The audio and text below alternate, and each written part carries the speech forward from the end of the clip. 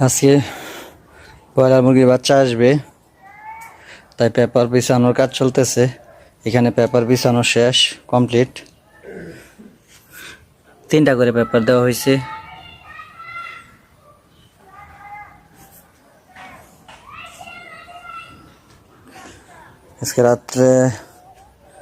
আজকে রাতে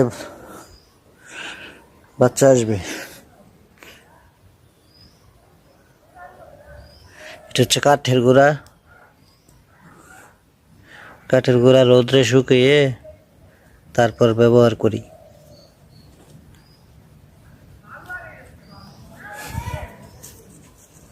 আর একটা বোর্ডারের সাইজ হচ্ছে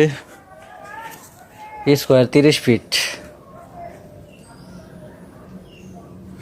গোল করে